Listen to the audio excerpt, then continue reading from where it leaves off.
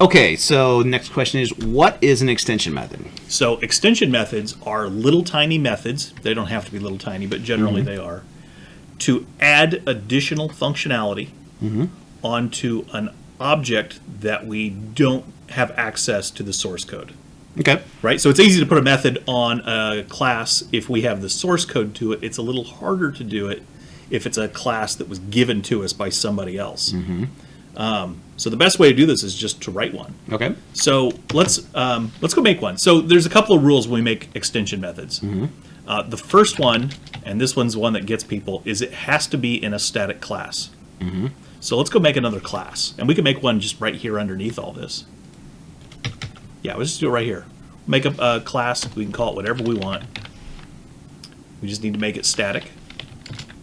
And then we need to make a static method as well, because all extension methods have to be static. Okay. And let's make one, and let's call it toMoney. And I'll show you why here in a second. Right? And we're going to have it return a string.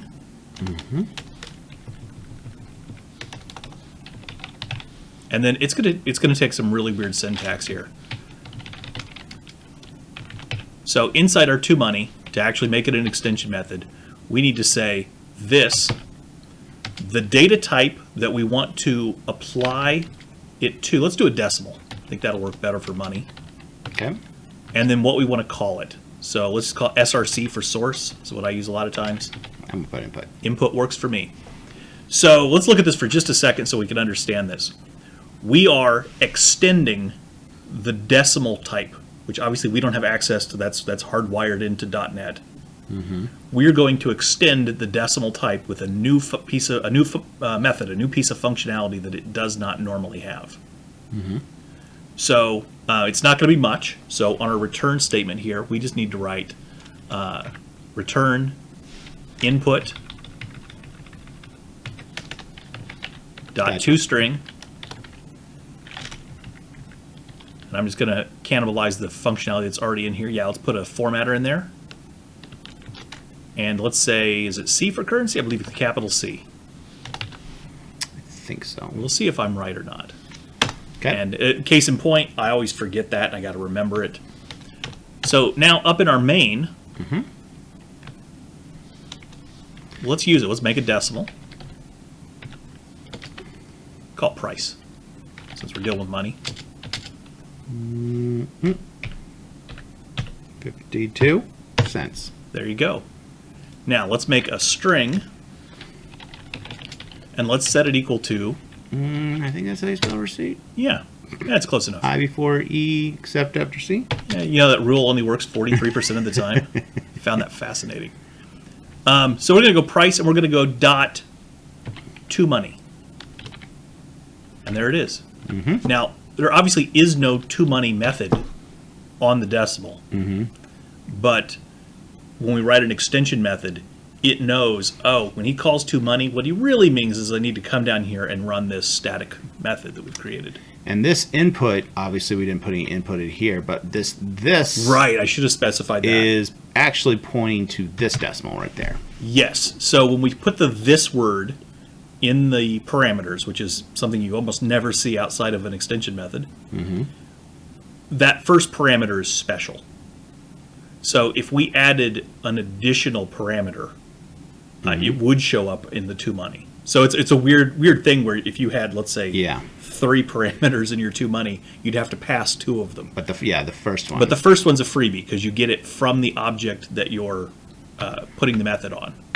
Now, with these, you can just string these along. So there's some other ones in here, like toLower or toUpper, right? Are those? Nope, that isn't. But if you look in your drop-down box, see like the 4th one down says toArray? Gotcha.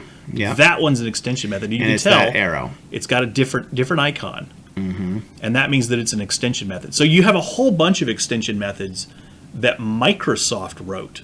Yep. That we just get right out of the box. And I just assumed toUpper, toString, toLower, but it looks like they're not. Nope. toUpper and toLower are on all strings. toObject is toString is actually inherited.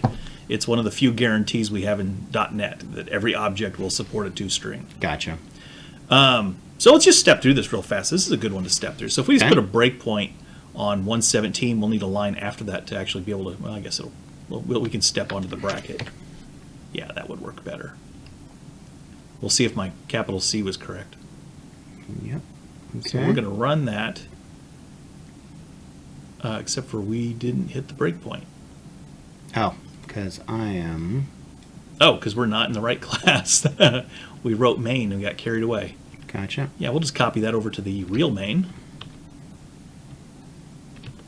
We can leave that there if you want. Doesn't matter. Yeah. And let's do that. You can delete the main on line 12 if you want to, just for clarity. Yeah. Okay. All right. So if you want to, we can actually step into this. Yep. So if you step in, you'll see you actually jump over and call out this method. And you'll see that that is the Yep. price. And then when we return, there we go. $sign 0.52. So I always got to remember the capital C. I could just write an extension method for 2money, and then I could always reference it whenever I wanted to. Yep. So that is the basics of an extension method. Thank you for watching that video from F12 Programming. Please remember to like and subscribe. That does so much for us in the ratings. You have no idea. Also, don't forget to comment below. I hope you enjoyed, and good luck coding.